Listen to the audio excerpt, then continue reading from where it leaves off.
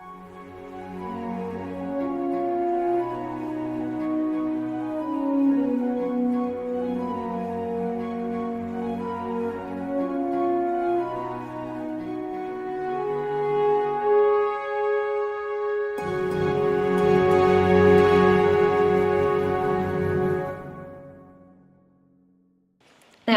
for today's course, we're going to have our last lecture, which is going to combine all of the things we have learned in the pendulum of styles. So this time, we're going to revisit the same PowerPoint that I prepared at the very beginning of the school year.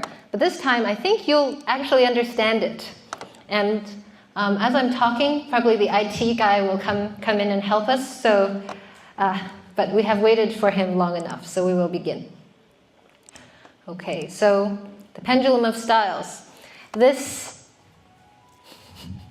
is a thing that we have been dealing with this whole semester. It's the idea that the different eras of art, literature, and music don't go straight in a line, but rather sway back and forth between Team Heart and Team Brain. And this is also the topic of the final exam's essay. So it's a very important thing to really understand today, if you don't already understand it. So, as mentioned, cultural development usually occurs like this, but as we have noticed, actually cultural development is more like a pendulum that sways back and forth between the two extremes of heart and brain. Now, what does that mean? It means that there are some rules that we can rely on when remembering history, especially when it comes to culture. The first thing is that the pendulum will always swing back and forth. It doesn't get stuck in Team Heart forever, nor in Team Brain forever. It always comes back and forth. And the faster that it reaches the extreme of one side, for example, it reaches the extreme of Team Heart, then the faster that it'll swing in the other direction. Which leads us to the second point. The determining factor for the change in direction is whether the previous trend has reached its ultimate expression. So perhaps you're a Team Heart person. Maybe you're a Team Brain person. It doesn't matter whether you like this era or not. You have to bear it out to the end of time until whatever era you're in reaches its ultimate expression. So if we're currently in the stage of, say, Team Heart, we have to get to this point where we're completely illogical and everyone is feeling through their heart and things are getting to an extreme. And then it will sway in the other direction. Last, the change of direction from one extreme to another is brought on by an over-extremist expression of the defining characteristics of the preceding side, meaning that we don't spontaneously go to the other side, and it's also not the enemy trying to push it to the other side. And instead, it's the movement itself that when it gets to a certain point, it kind of self-destructs and moves in the opposite direction. So, for example, in the classical era, it was all about reason, right? It was the age of enlightenment. People were about the universals, about reason. We have David painting Oath of the Horatii, for example. And there were philosophers such as Rousseau talking about the importance of thinking for yourself as a citizen instead of just blindly listening to your king. Well, that, when it boiled to an extreme, made people want to revolt. And thus the French Revolution, which is the spark for the Romantic era, happened. It happened not because Team Heart people felt that they needed to fight against the Team Brain people, but rather because the Team Brain movement went to such an extreme that it flipped in the opposite direction within itself. That's very interesting. And this kind of trend, this pendulum of styles, applies to any kind of history, cultural history, where there are extremes from which we can flop back and forth. Whether it's the history of art, or fashion, or food, or taste, philosophy, politics, whatever it is. So, of course, the disclaimer is that this is a very abstract way of looking at it, and there are many, many exceptions, but we have to see the big picture before we look at the small picture. And so, of course, this timeline that we have here is one that perhaps you're all familiar with. It was also the content of assignment 5. So you guys were able to put all of the materials of music music, art, and literature that you learned throughout this term into this timeline. And we will go through this timeline one more time as we compare assignment 5's various works along with this timeline and whatever happened in society during that time. So the first part of this timeline, as you can see, it begins with the early Middle Ages, but there's not enough information from the early Middle Ages, which itself spanned over 500 years. So we really begin our journey in the late Middle Ages and in the second half of the late Middle Ages, in circa 1200 or so. And that era is called the Ars Antiqua. Ars Antiqua in Latin means the old art, and that is in comparison to what happened after, which is Ars Nova, which means the new art in Latin. So what exactly is the old art? What exactly is the Ars Antiqua, which is the name given by scholars after this era to refer to this era? What happened then? You see that there's the Notre Dame Cathedral here. Paris was certainly one of the most important centers of the European world. And it's quite coincidental because a few weeks ago, or maybe last week, Notre Dame got refurbished, right? It had a fire, and then the French president reopened it to the world, and there was a big concert. So yes, Notre Dame was from this era. It was constructed from 1163 all the way to 1345. It took several hundred years to construct. But as you can see, there probably is a reason.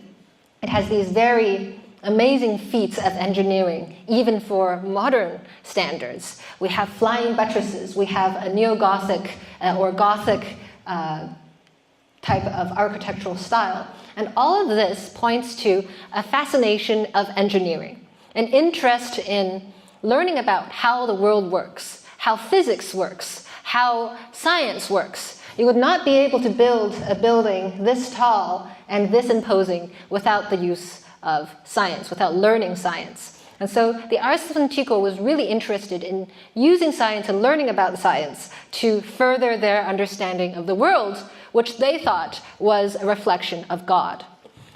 In culture, besides architecture, we can see the same thing. So here we have the great book of Organum. This was the first book ever written with multiple voices. So not just unison, not just monophony, but polyphony. This was the first book of polyphony ever written in the Western literature. And previously, you take for granted these accompaniments and things that sound great. Previously, people didn't know what sounded great. Why did it sound great? Well, this all has to do with laws of physics. You can learn about it with, for example, some studies of the overtone series.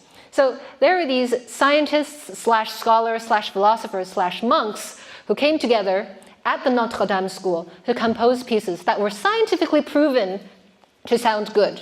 And the most famous amongst those were Léonin and his successor, Perotin. Similarly, in the case of visual arts, things also took a very scholarly approach. So as you can see, the images here are more to tell the lesson of the Bible. They don't have much emotional content. If you look at the faces, they all look pretty neutral. There's no face that's particularly happy or upset or anything. It's just to tell you the story of the Virgin Mary and her son, Jesus. And as you can see here with Jesus, Jesus looks like an adult, even though he is a baby. So once again, people weren't very interested in how people felt. It was more to teach a story, and they didn't really care about what infants looked like compared to adults. It's just a mini adult. There you go. Tells the story. So as you can see, all of this has to do with a rather rational approach to everything, to music, to art, to culture. And that's why this era of Ars Antiqua is Team Brain. So we'll just skip through the musical examples because you've heard them before. Now, the very first piece of art that we look at if you can call it art, is the Bible. So the Bible spans over 13 centuries. It was first compiled in the 1st century, and then it continued to be edited until the 13th century. So parts of the Bible certainly are features of the Ars Antiqua. But that's, I think, the only work that we have. In the Bible, even though you haven't read it in this class in its entirety, a lot of it has to do with rules, has to do with much more logical ways of worshiping God and of behaving in a way that is correct according to God. So you can see as well that vein of Team Brain. As we continue into the next sub-era, the Ars Nova, things shift into Team Heart. And so Team Heart is more about the emotions, about the individual. What has happened in society is that by this point, instead of these university towns, these cathedral towns of, for example, Notre Dame in Paris, people are starting to have more trade. There are more merchants. There are more middle class rising. Economics students, art and economics always has a very close connection, accounting, finance, all of that. So because of this rise in the middle class and this trade between merchants, people became less interested in science and God and all that, although they still believed mostly in Christianity. But in Europe, people started to care more about their personal lives. And so we see here this cityscape, the effects of good government. So according to Lorenzetti, the painter here, this is the image of good government. What do we see in this picture? What indicates good government according to the Ars Nova people?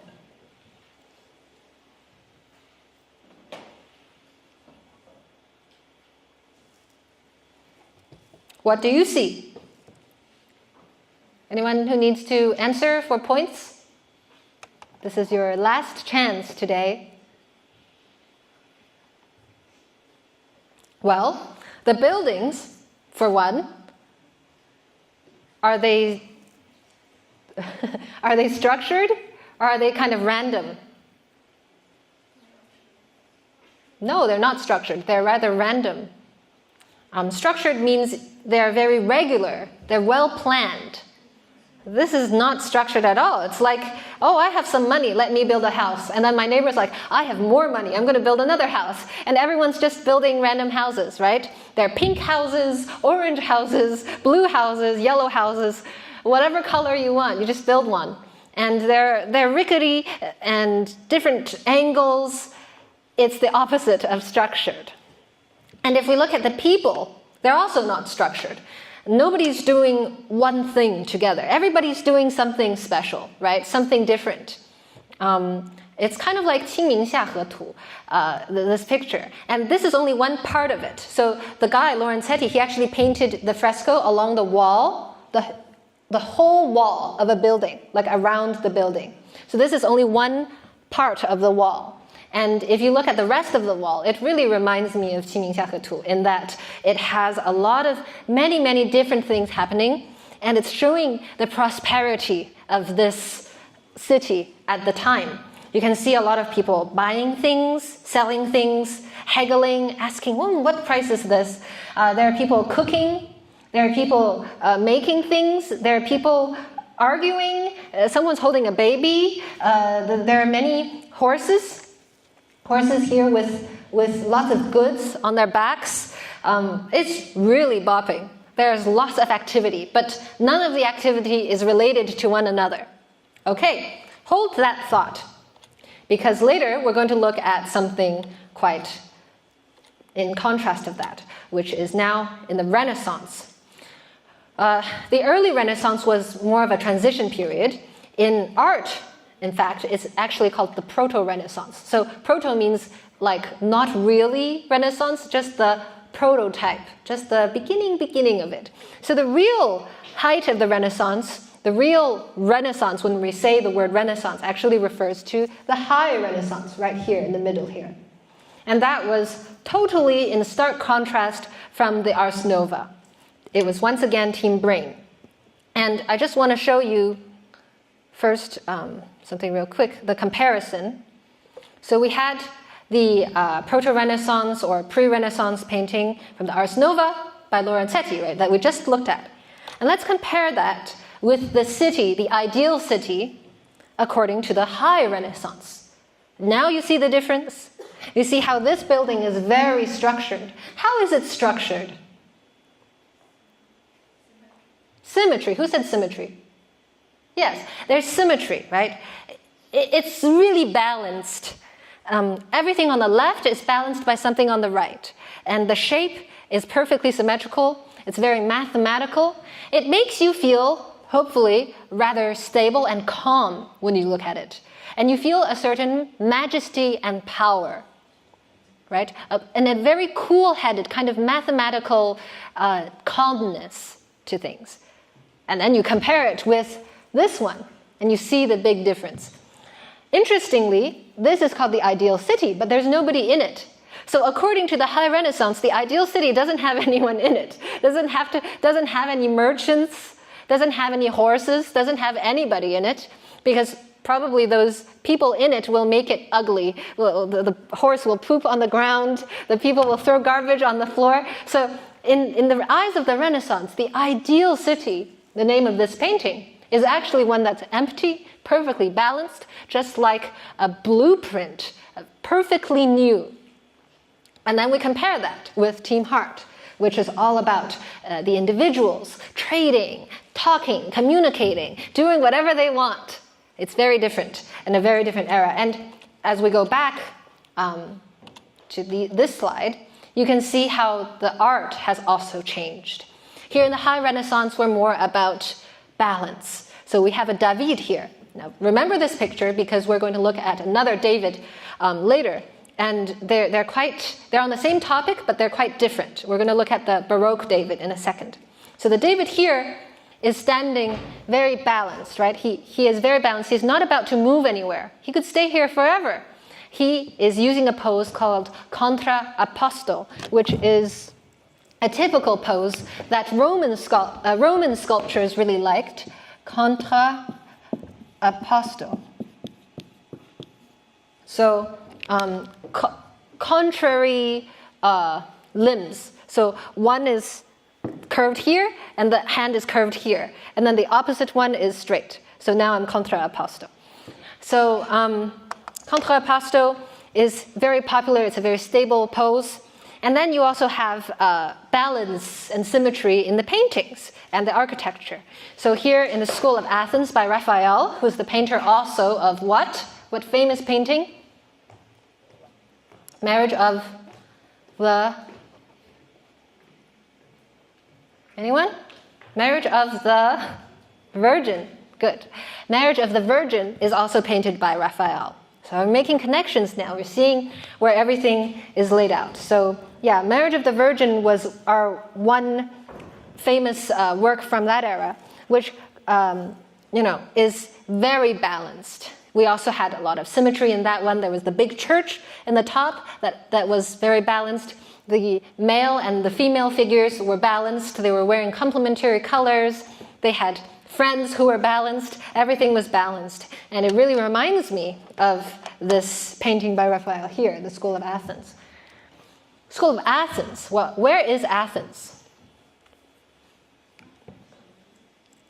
Where is Athens? Where? Which country is it in? Yeah, Dian. Pardon?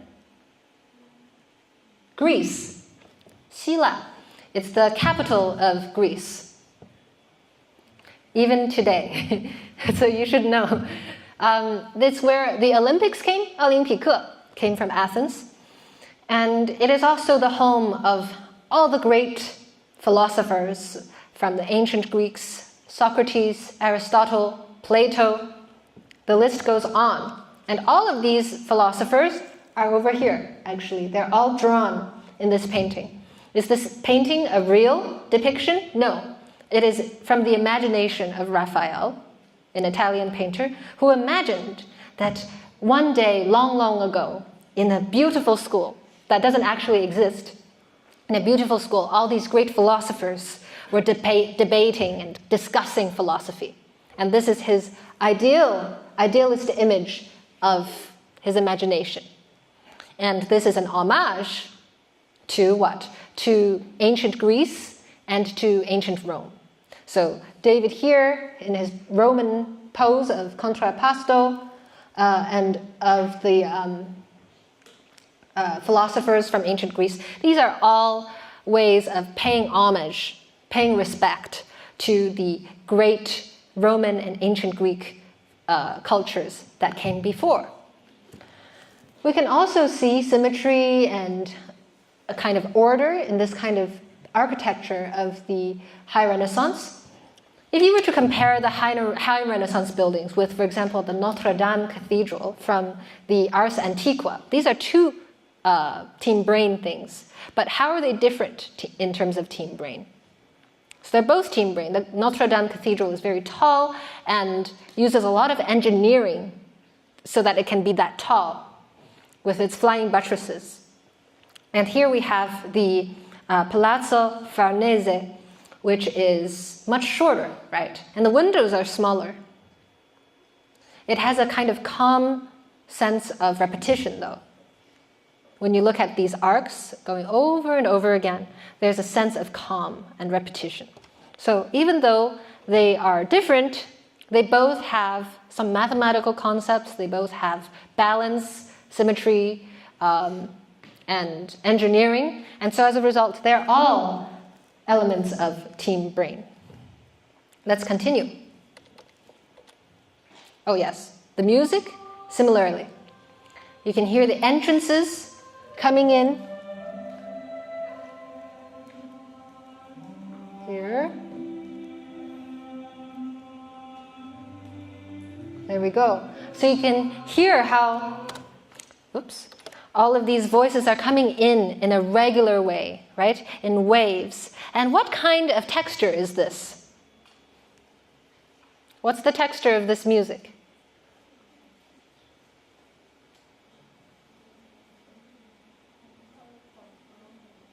Polyphony. Very good. You got it. You guys get faster and then you'll get it. Yeah, it's polyphony. Polyphony means many independent voices. Each one is interesting, which is different from monophony, which is one voice, and homophony, which is one main melody with an accompaniment that is not so interesting. Okay, so we did the comparison. Let's continue on to the next era, which is the late Renaissance going into the Baroque. So the late Renaissance, just like the early Renaissance, was a transition period. The real era that we're interested in is what came after. But one very important thing happened in the late Renaissance. This was what caused the pendulum to swing the other way. There was a monk called Martin Luther who was very, very devout. He really believed in God. He really wanted to do something that helped people understand God better. So do you understand? He's not an enemy of the church. He's not an enemy of the Renaissance. In fact, he was really trying to help. But you also remember that the pendulum always swings when there is an extremist expression from within. So this guy was very brain. He really wanted everyone to believe in God and to worship God as the church had deemed in the Renaissance. And so he felt that there was a lot of corruption in the church. He felt that it wasn't fair in the church. He felt that the church wasn't listening to all of the congregation, the people in the church who were coming to worship, but instead becoming a place for embezzlement, like for taking the money, and for making the religious fathers richer and richer. That, he felt, was really not fair and not good.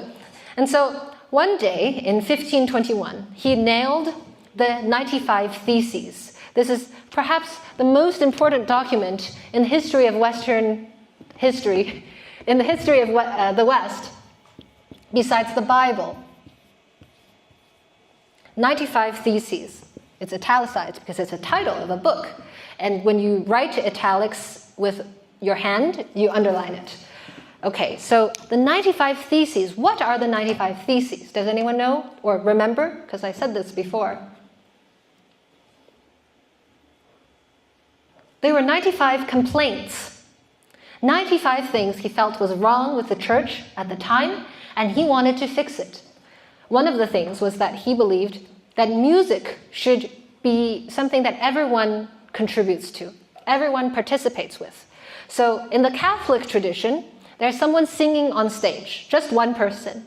And you guys, be quiet. But he thought, how about everybody sing? Everybody sing some simple melodies together, singing the chorales together. So that was one of his ideas. Another idea was that in the Catholic tradition, everything was in Latin. The sermons were in Latin, so the lectures, the sermons are like lectures at a church. The sermons were in Latin, the songs were in Latin, everything was in Latin. There's a normal farmer or merchant or hairdresser, no Latin? No. Latin is the language of the elite, of the most educated. So the Catholics said, oh, everyone has to come to church. Okay, so the farmer comes, the merchant comes, everyone comes to church. But they're just listening and like, we don't understand anything because you're speaking in Latin. These people, what do they speak? Well, if they're from Germany, they spoke German. If they're from Britain, they spoke English. Or if they're from France, they spoke French. But they didn't know Latin. Latin was for very educated people. So Martin Luther thought that was a problem. Because how should you force everyone to come to your church every Sunday to listen to you talk to them in Latin when nobody understood anything? That didn't make any sense. So as a result, he wanted to change the language of the liturgy into the local language of whichever country it's in. So in Germany, the stuff should be in German. And he had many other ideas about how to make things better for the church. And as you can see, he wasn't going against it. He wasn't trying to kill the church or bring it down. He was really trying to help. Unfortunately, the Roman Catholic Church was full of a bunch of people who were very offended by his suggestions, and they shot him down. They excommunicated him, meaning they told him, go to hell. And what happened was that his ideas split off into a new kind of church, which is the Protestants, so the Christians, versus the Roman Catholics. The Roman Catholics continued on, and there was a new kind of church, the Protestants, that was born. And the Protestant tradition is much closer to the common man than Catholicism. So Catholicism, up to this day, has bishops, archbishops, right? Cardinals, all these top people speaking in Latin, and everybody is praying, but praying in Latin and everything. But on the other hand, we have Protestant churches where people are talking whatever language is local. And another big distinction between Catholicism and Protestantism, which is founded by Martin Luther, is that the Protestants, the leader of the Protestants is usually called a pastor. In fact, Hong Kong Baptist University was from Hong Kong Baptist Church, which is the Baptist tradition, which is part of the Protestant tradition. So I think even in this university, you guys have something called pastoral care. It's when these teachers interview you every term to ask you, how are you doing? And how's your life doing? You know what I'm talking about? Maybe in year 1, I don't know. Yeah. So that is called pastoral care. And that tradition comes from actually Protestantism. So it's this idea that the leader or the teacher or whatever is not sitting up on the top like a king, but rather, sharing with you the life and trying to understand you as a person. That is very Protestant. So anyway, you can see how the Catholics didn't like that, so they broke apart, and what happened was that Martin Luther continued on, and the Catholic Church kind of went its own direction. And so the next era, the Baroque era, really took off from Martin Luther's little ignition of the bomb right there. It was also, just like Martin Luther's ideas, Team Heart. So now we go into the Baroque era, 1600 to 1750. And what do we have from that era? Well, we can see that the late Renaissance going into Baroque, in this class, we saw some Shakespeare, right? So we saw Romeo and Juliet and Sonnet 116. These were both works representative of the late Renaissance. And so you can see how the late Renaissance is already starting to be team heart ever since the 95 Theses by Martin Luther from the previous slide. That was in 1521. So everything after 1521 was really team heart, getting into team heart. Things don't happen overnight, so it takes a transition. And what can we say about Romeo and Juliet and Sonnet 116? What do you think about these works? They're about love. Yeah, can you say some more? About love is not enough. Everything we learned is about love. It's what you think about love. So about love is not enough. It's not that, oh, team brain people don't think about love. Team brain people think about love too. They just think about it differently. Their opinion is different. So what's the opinion of Shakespeare on Romeo and Juliet, on love?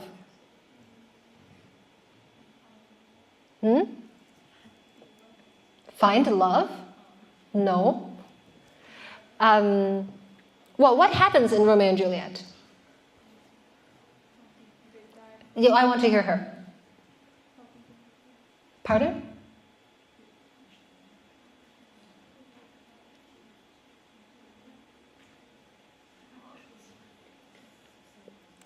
What did you say?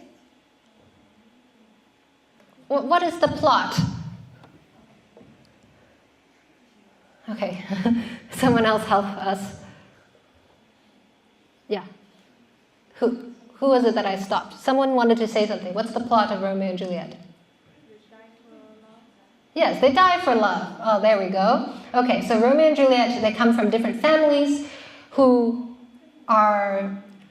prevent them from loving each other due to team brain, basically, due to these rules about the Capulets and the Montagues not having to mix. That's a rule, we can't mix, right? That's team brain. You have to follow the rules, you have to follow tradition, you have to follow your parents. But these young kids, they really go for love. And they don't just go for it, they die for it. And so Shakespeare's ode is really an ode to how loving freely as you choose is more important than following the traditions of your parents. And luckily, at the end of this story, the parents admit that they're wrong. So in the play, it was only when both kids died that the parents came together and said, oh, we made a big mistake. We should have listened to the kids better, and we should have let them follow their love. So that was the opinion of Shakespeare about love for Romeo and Juliet. What about Sonnet 116? I'll give you another chance. What's Sonnet 116 about? Yes, we talked about it in Enduring Love lecture not long ago.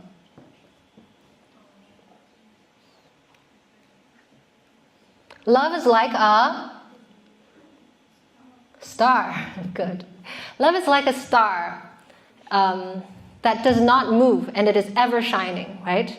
So it's talking about how love needs to be always constant and unmoving, just like a star, to light our way.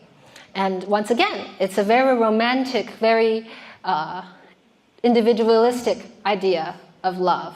It's not about tradition. It's not saying, oh, you have to follow your parents' tradition. You have to marry someone who's as rich as your family. You have to, marry for the benefit of your family or your group. No, it's talking about real love, how that looks like, what that looks like.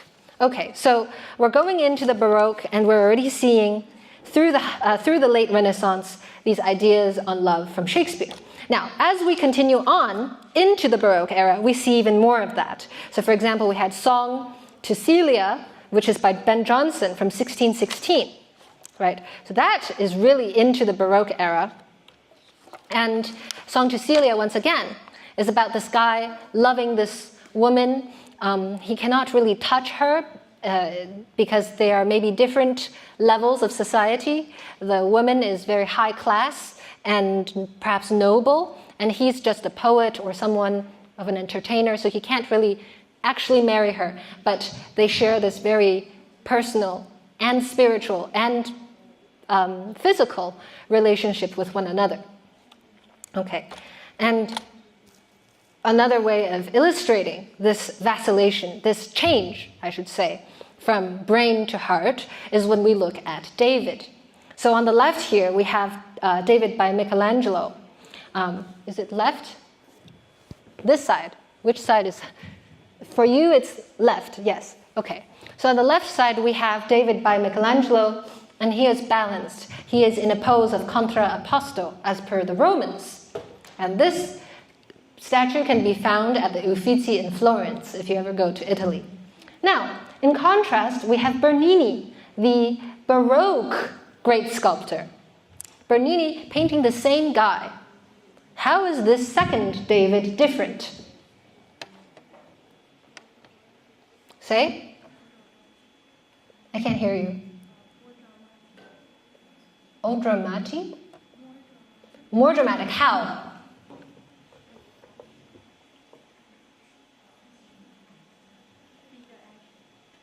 What? Bigger actually? Bigger action. Okay. All right. So he has more sense of action, of movement, right? Yeah? He's moving. He's mid-movement. What is he doing? He's taking a slingshot and about to throw it, right? And so even though this is a stone sculpture, you can feel that it is moving. That contrasts very greatly with the stationary, perfect image of David from the previous era. What's another difference? What about the technique? How is that different?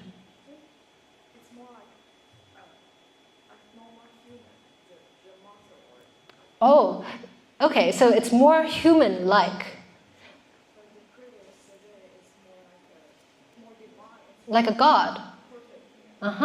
Very good. So this David looks like a real person you would see on the streets in Europe. It could be a random guy, a nice-looking guy on the streets, right? Still very human. It has a face that looks unique and human. On this side, this face, I mean, you would have to be a supermodel and then some to have a face like that. This kind of face only exists in our imagination. And similarly, and at the same time, it's not a face that has a uniqueness to it. It's kind of universal. It's a universal, beautiful face. But you cannot, the eyes are not too big, not too small. The nose is not too big, not too small. The mouth is not too big, not too small. Everything is not too big, not too small. But on this other side, we can see that I think he has a mustache, and his eyes are rather narrow, or rather small eyes, and so forth. So we can see that there is a more human treatment of things, a more individualistic treatment.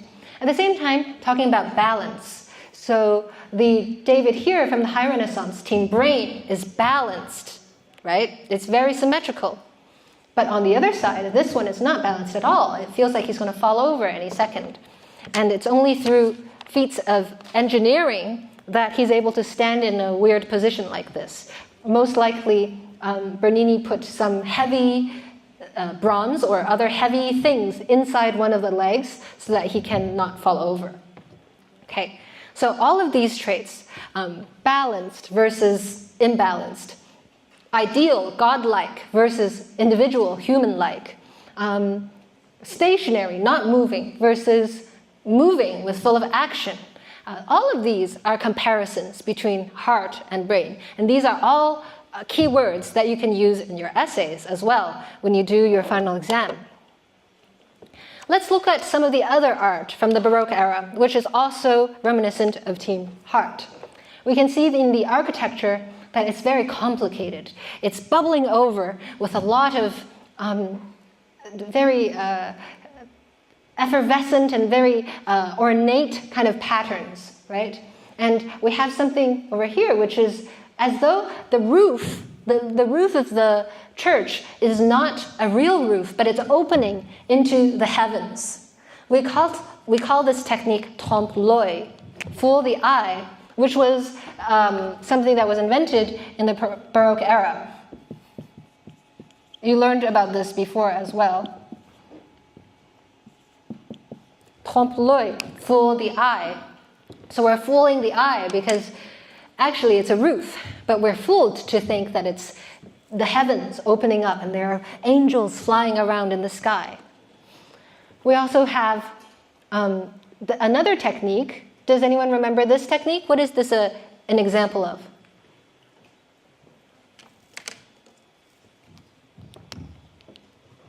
Chiaroscuro.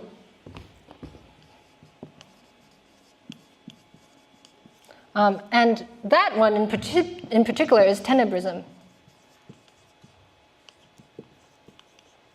Okay, so chiaroscuro is Italian for shadow, that light and shadow, and it's when we have an extreme contrast between very high light values and very low light values. That creates drama, right? It's like being on a stage in theater instead of outside on the street. Outside on the street, the light is very even. It's just sunlight, the shadows are a little bit shadowy, not very contrasted. But if you are on stage with a spotlight, do you know what a spotlight is? Spotlight is a very small light that's just on the main person, right?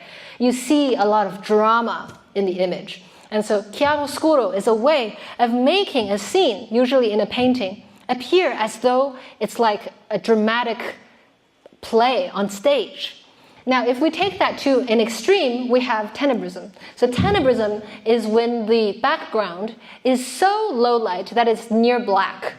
So chiaroscuro is when it's in the middle, and then when it's very dark in the background, it's called tenebrism. But they're kind of the same thing. So both techniques of both trompe l'œil and chiaroscuro / tenebrism, these are all from the Baroque era. And why do you think is that? Because both of these are dramatic, right? They're to help things become more dramatic. Of course, the high contrasts, you can understand that it's dramatic. The Baroque was all about comparisons, right? Comparisons between high light value, low light value. And in music, loud and soft, fast and slow, all these extreme differences within the same piece, within the same work. Now, why do you think trompe l'œil would be an element used in the Baroque era?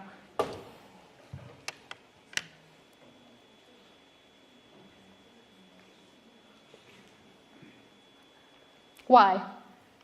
Well, because trompe l'œil is not very logical. In the Renaissance, we're about science, right? In the Ars Antiqua, we're about science. What we see is what is.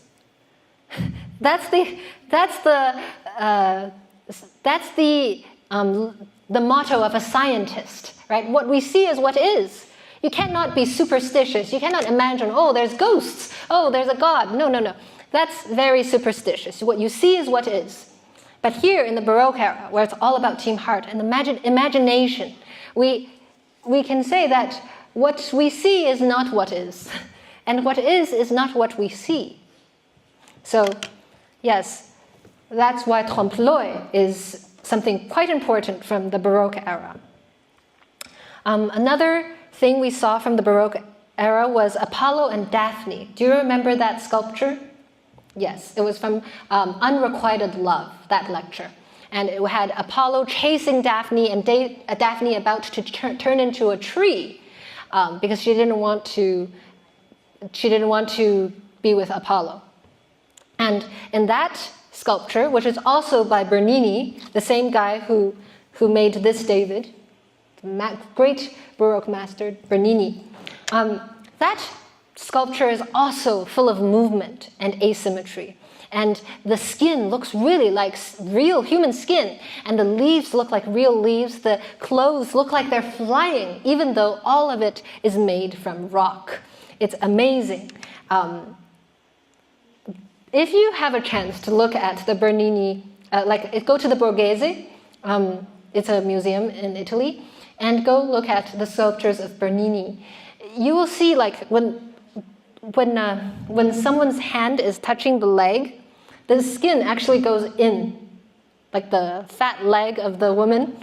It just like goes in, and everything looks like it's real, like real flesh, real fat, but it's all stone. And then you look at the veil, like the clothes, the clothes on top of someone's face. It looks so thin, like it cannot possibly exist in a stone. But there you have it. That is the masterful technique, as you mentioned, of Bernini in terms of trying to make things appear real and human and expressive emotionally. In music, the greatest giant in the Baroque era is probably Bach, although he was also a kind of an exception for the Baroque era, because even though he was very dramatic and expressive, he also used a lot of counterpoint, which is quite Renaissance, in fact. Many other Baroque composers didn't use as much counterpoint. For example, Telemann or Scarlatti or his Pachelbel even, so there are many great composers, Handel, for example, who didn't use as many instances of polyphony. Okay, we continue the story with our second slide. This time into the next era, which would be the classical era. I had to break this up because the file was too big. Okay, so from Baroque to classical. Team Brain again. The reason why Baroque went to classical, can anyone tell us how that happened?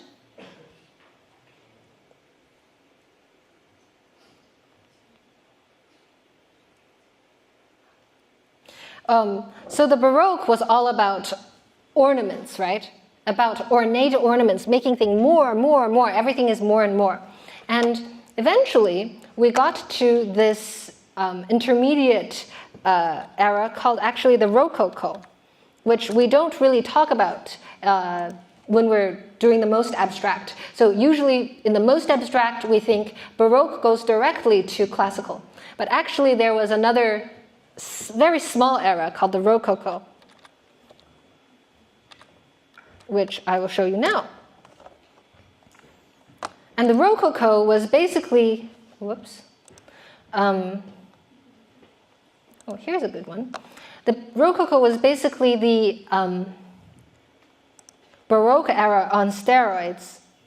And it went more and more to the direction of being ornate, being overly decorated, to the point that it was frivolous. It was no longer meaningful. You know, originally they were trying to decorate everything so that it could be more expressive from the heart. But when you decorate something so much, it doesn't mean anything anymore. Do you understand? For example, if you're trying to wear some clothes, and originally you put on some jewelry to show off your beautiful neck or whatever, but then you're like, oh, that's not enough. I need 3 necklaces, 2 earrings, a hat, sunglasses. You know, you put everything on, and then people are like, I don't even know who this person is, right? So there's no more meaning when you have too many decorations. So one really famous example of the Rococo style is the swing, which you can see here. I'm trying to make it bigger. But the swing, let's try to make it bigger this way, maybe. Stop.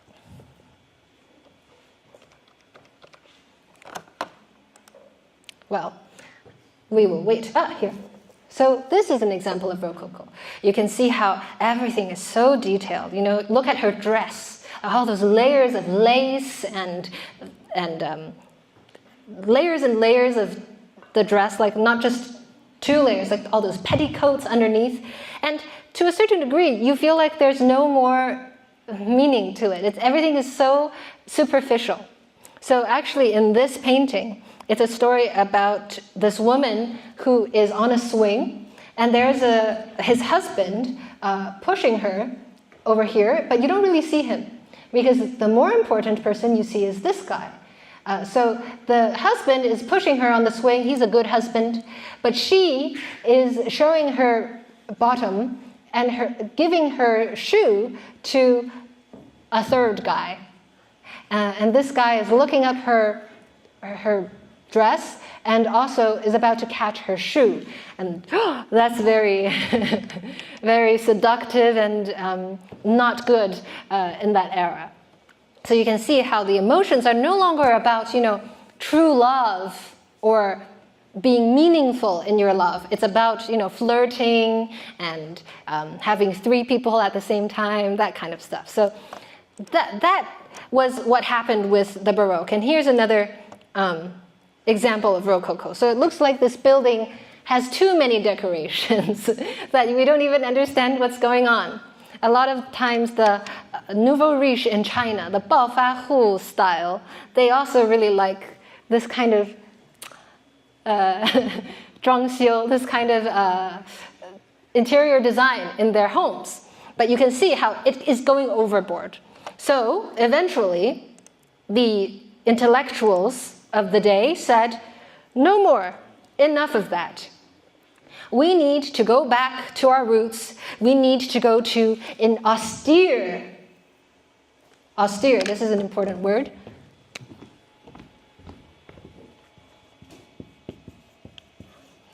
We need to go to an austere tradition. Austere means no decorations, only black, very serious. That's austere. And you can compare that Rococo building I just showed you with the Brandenburg Gates in Germany, in Berlin. It's still here today. You can go and visit. And you can see how here, there's no decorations. It's just very simple columns, no frills, no ornaments of any kind. That's austere. And we can see the paintings here as well. The Oath of the Horatii by David. We can see that there are very clean and straight lines. Everybody's, yes, wearing clothes, but they're only wearing enough clothes. So they're not wearing like the dress that is 300 feet long, right? They're just wearing enough for a human to be wearing, but it's more about the story. It's more about the plot that is happening in the scene. It's not about the decorations. And so people are more austere in, as you can see here, architecture, in art, and also in music. So in music, we can see here this Mozart Sonata, Kershaw 331, and it's much simpler. It's homophonic in texture. It doesn't have all these voices all happening at the same time. It's just one main line, very simple line, with a very simple accompaniment underneath. So that's the simplicity of Team Brain, of taking out all of those extremities. And you can see how Team Heart moved to Team Brain from the Baroque to the Classical, not because the Classical people were fighting against the Baroque, but because the Baroque went to an extremism that it was too much. That's always what happens. So the lesson of the day is don't do something too much because you will cause your own death. So, take in Confucius's words, take the middle path. Anyway, so there we go. That's the Classical era. Of course, we couldn't have the Classical era forever. And as these philosophers of the Enlightenment period started to write more and more about how you should think for yourself, you should use logic. You're a common man, but you can also be a politician. You aren't born into a noble family, but you can also rule the country. Oh, okay. Once we have those ideas of using logic and using your own abilities instead of something like your family name or something like that, then we have revolution, as I mentioned in the beginning of this class. And the most famous revolution, perhaps across Europe, was the French Revolution. Actually, there were several French revolutions. It wasn't just one French Revolution, but there's multiple French revolutions of the Romantic era. And what more representative image we can have than Liberty Leading the People by Delacroix, the great French painter. In this painting, we have Lady Liberty holding the French flag and she is very dramatic, very expressive. Her breast is shown. Her breast represents the mother of France, the maternal aspects of her role towards France. And then all these people from all these different classes in society, all fighting for liberté, fraternité, right? So liberty, fraternity, and égalité, equality. That was the motto of the French. Liberté, which is liberty, fraternité, which is fraternity, like brotherhood, and égalité, equality. So what kind of figures do you see in this painting?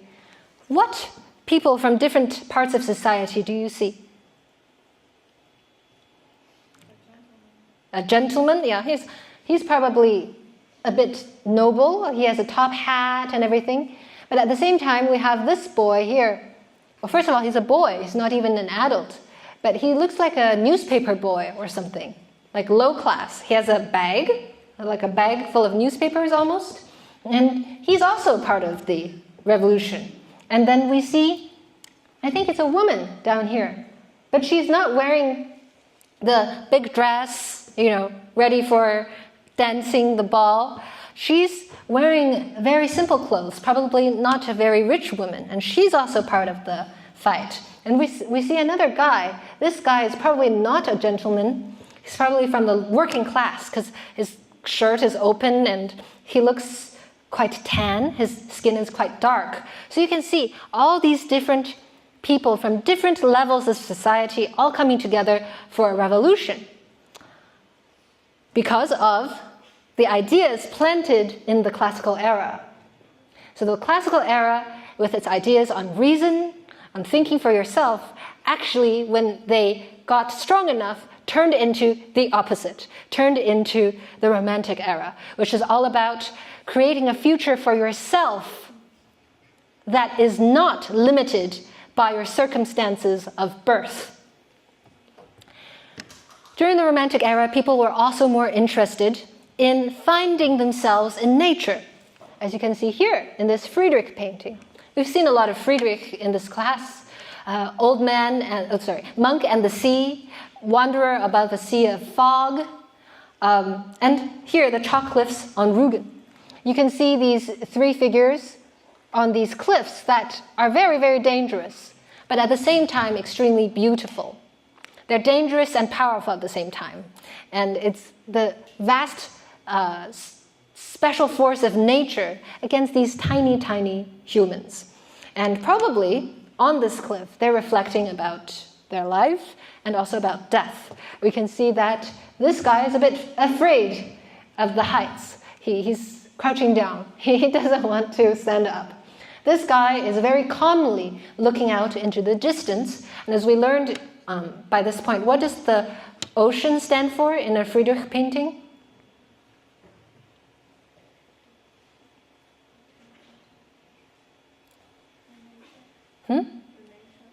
No, the ocean stands for the world beyond, after death. So if it's heaven, if it's hell, if it's something after you die, that is the world beyond. And so this ocean, some of them are afraid to look at the ocean, afraid to look at the future after death. Some of them look at it very calmly. And some of them are pointing at the depths of that cliff and not really paying attention to necessarily the sea beyond.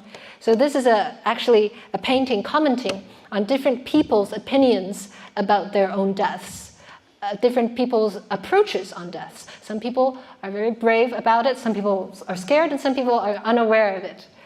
So yeah, you can see a lot of philosophy, a lot of interest in finding yourself, finding who you truly are, which is different from each person. That's very team heart. In team brain cultures, it's like very universal. Like God said, blah, blah, blah, or science said, blah, blah, blah. God said we are all sinners. God said we all need to go to church. We all need to do this so that we can go to heaven.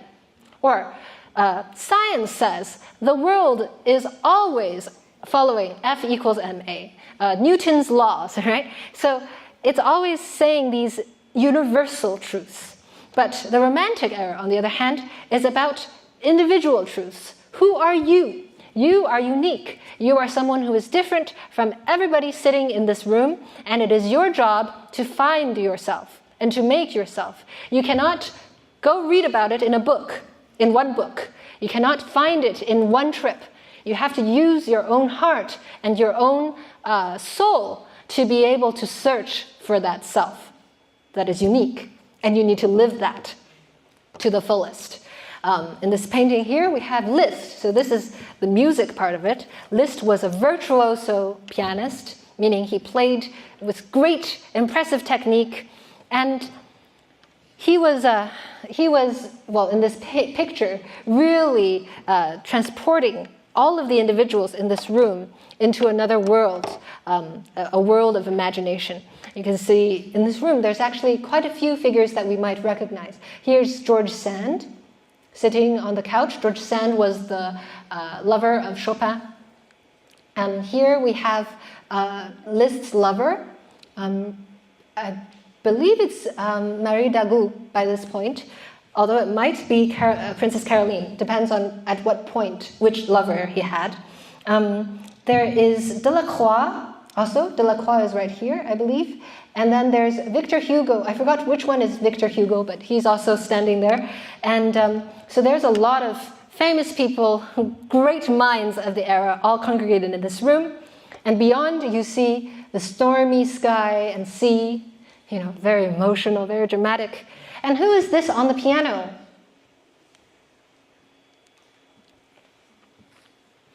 This is important.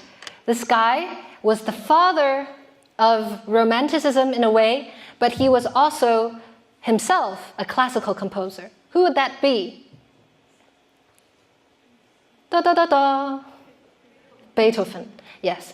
Beethoven, who was born in the classical era. When he was young, he composed in a very classical style. But when he continued to live his life, what happened to him? What happened to his ear? He lost his hearing. He lost his hearing in his 20s. And so how can a person be a musician being unable to hear? Unable to hear anything. But he was able to hear in his head, so he continued to write things down for other people to play. Now this was very, very difficult for him. And many times he wanted to end his life. He wrote in his diary, how could I, this guy who's supposed to be the genius of music, the one guy, for which, maybe I could be blind, but why is it that I cannot hear? This is so bad for me. I want to kill myself. But each time he didn't kill himself because he knew that he had a bigger mission to do. He had all these things he had to write down for everyone after him. He had all these ideas. He had to save humanity. He had to show everyone the truth and the beauty of his music. So he continued to live. But he never had a wife because no one wants to marry someone who cannot hear. And he lived a very lonely life. And in that way, he lived a very romantic life. Romantic era life. He was all by himself, always searching for things by himself. When, the da-da-da-da, the Fifth Symphony, the day that it was performed, he was sitting on the audience, and people had to tap him and say, "Look, everyone is clapping." He could not hear. The whole room was standing up and clapping, standing ovation, but he didn't even know. He was just sitting there, and someone said, "Look, they're clapping for you." That is extremely sad. And yet he continued to live. He lived because he knew he had music to write. And he had to leave it to the people of this world. It wasn't even for money, because he didn't get very rich from it. But he knew he had a mission.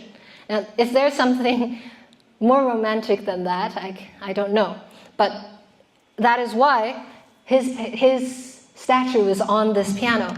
He is at the same time the forefather of the Romantic era, as he is a guy born in the classical era.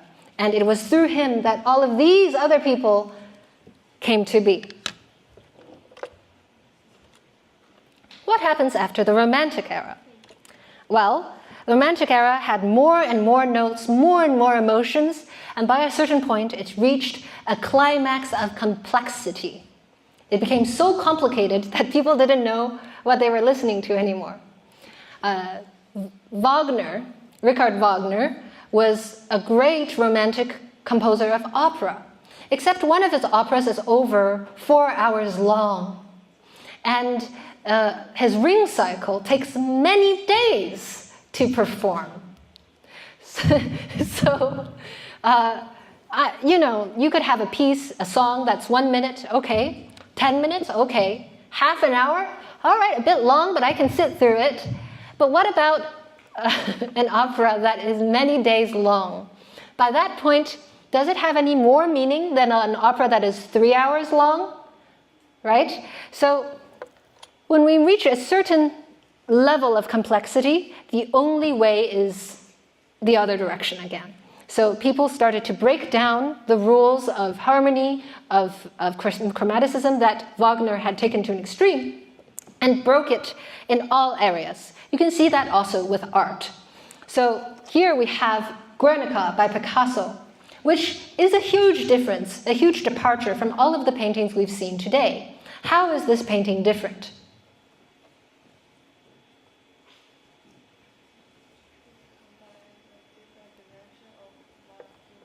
Yes, it shows many dimensions at the same time, which is called cubism. This is a technique that Picasso made famous, although maybe he didn't invent it. He had a wife who invented it, and then the wife, he kind of killed his wife.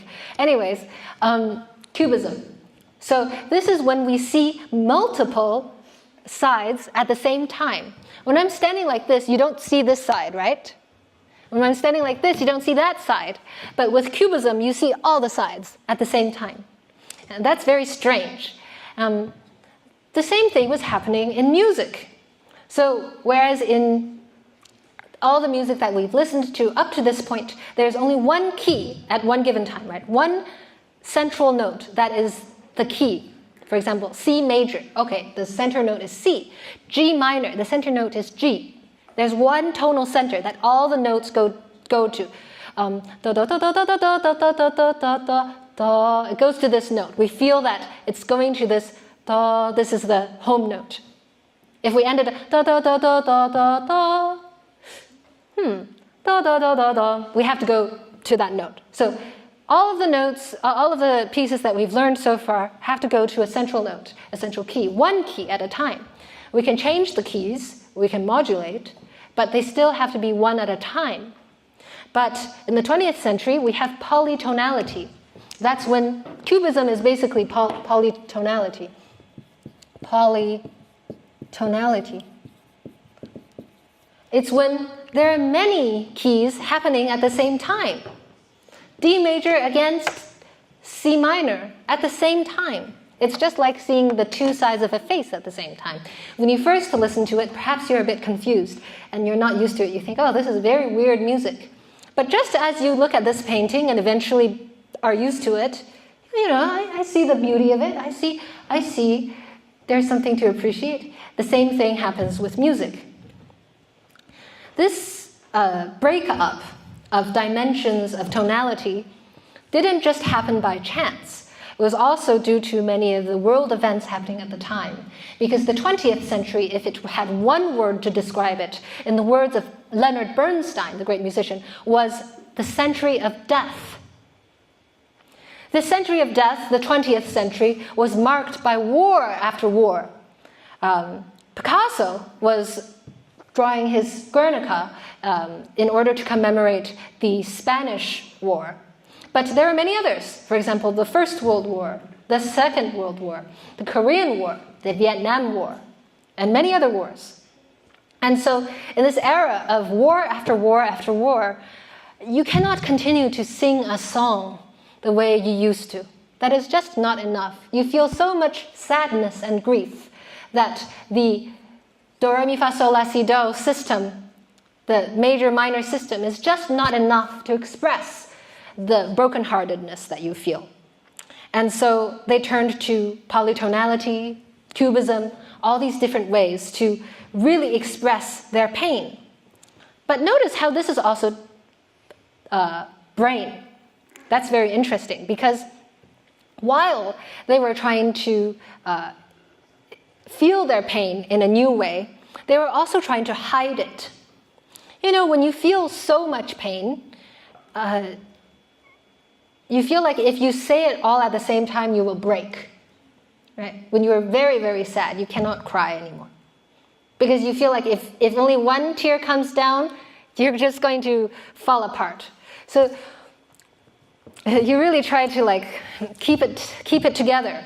And that's what we see in, for example, this piece of architecture, which is an example of brutalist architecture.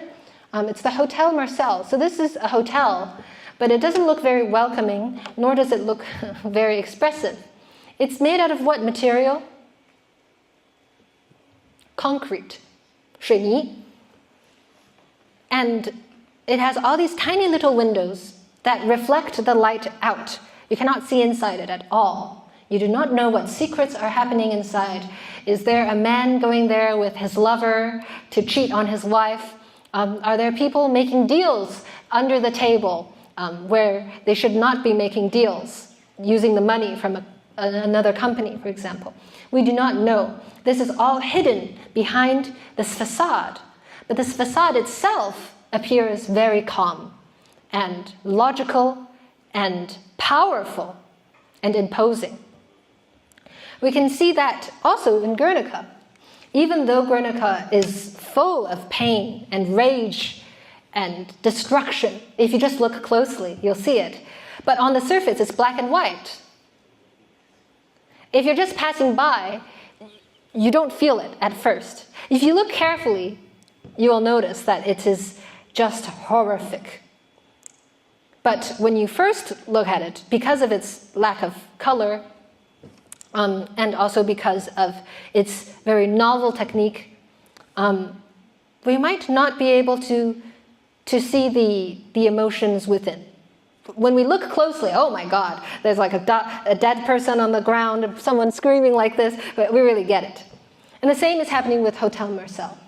We see the outer facade that's very calm and structured, very strong. But who would build a building like this? Only someone who is so anxious and scared. It looks like a fortress. A fortress is a wall that you build to protect yourself. And you can shoot the gun out of the tiny little windows. So the same is happening in art. Again, in the words of Bernstein, here we have a musical example. We have art that is written by a child whose mommy and daddy are about to divorce or about to separate. And you want to say something, but as a child, you cannot. So instead, you hide and you pretend to be strong. But actually, underneath that strong facade of intellect, of cool, collected calm, there is a scared child who is afraid of that doomsday of the parents divorcing. Now, what is the parents divorcing? That's a metaphor. It's of world destruction.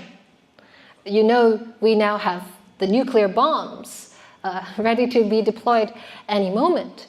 And as we see, we read the news every day, even nowadays. We read, oh, there's a war here, a war there. Any moment, there could be a war that turns into a world war. And the type of war that we have in the 20th century, 21st century, is no longer the type we used to have in the Renaissance or Middle Ages. Back then, it was just swords, cannons, at most guns. It was local. Only the soldiers would die most of the time. And even if the civilians, the regular people died, it was only a small amount. But now, it could be the whole world. The whole world can be bombed with one bomb, with one atomic bomb, with one wrong push of the button. Right? So that is the kind of peril, the kind of anxiety that we all have to live with nowadays. But at the same time, we have to pretend everything is okay. We have to pretend that, you know, we can use finance to have the world markets. We can still go to the shopping mall and buy clothes. We pretend everything is normal. We go to university, do our classes. But anytime there could be a bomb that destroys everyone. So what do? We hide behind our intellect. We hide behind our brain. We make ourselves very smart, very good at numbers, very good at AI, very good at finance. So that when someone says, oh, you must feel scared. Oh, no, I'm very smart. You can hide behind that. And so that is really what summarizes the 20th century. Now, I don't know what really is happening in our current 21st century, whether we are still in a state of brain or whether we are shifting towards a new era of heart. Time will tell. My guess is that we are shifting because ever since COVID, actually, COVID was the event that pushed it to an extreme. People were living by themselves during COVID, on their computers all the time. Nobody is, friends never get to meet anymore. And we start to realize, actually, computers and technology is not the only thing. Before, in the 20th century, we believed this idea that if we had enough science, if we had enough technology, it could save humanity. If we had the science, if we had the vaccines, we could get rid of COVID. But it turned out that the real reason why bad things tend to happen is not because of science not being good enough. It's because of human nature and of love, of lack of love, usually, of people having hatred or fear because they're not loved enough. And so, as we were so isolated, doing your classes online, perhaps, not being able to see your friends, perhaps, you started to realize that actually the human element, the love and all that fuzzy-wuzzy stuff that maybe before you thought was not as important as good grades and science, that's starting to become more important to people. People are realizing family, love, that's important. And even for adults, like I know a lot of people who are going into wellness and health. They're meditating, 冥想. They're going to the gym. They're doing all these things so that they can have a healthier physical and mental well-being. And now that is listening to themselves and finding their sense of self again. So once again, we're leaving that machine, everybody is a number kind of world, into the world of humanity. And one last thing is the rise of AI. So in the past, I guess, 2 or 3 years, the rise of AI has made it ever more important for us to ask ourselves the central question, what is it that makes us worthy of existence as humans? If everything we can do can be done better by AI, why do we need to exist? What is the point of even staying here? Some people can say, oh, well, you can still eat and you can go have fun. But I think that's a very shallow answer because after, 100 days of fun and eating, you will also want to have something more. You need meaning, you need worth in order to have a life that is worth living. You can't just eat every day and be done. That's like an animal. That's like a cat or a dog. So then you think, what really makes humans different? And yeah, what do you think? Creative? Yeah, the ability to innovate and to create. Although AI can sometimes create things, not always well, but creativity is definitely a part of it. I think at the heart of it, perhaps, is love. The ability to love. I don't know of any AIs that can love. They can even be creative in that you can say, oh, make an image of 2 people, and they'll create like 10 images, and you're like, I like that one, and make the person wear complementary colors. And but they can't love. Machines, well, I don't know if they understand the concept of love.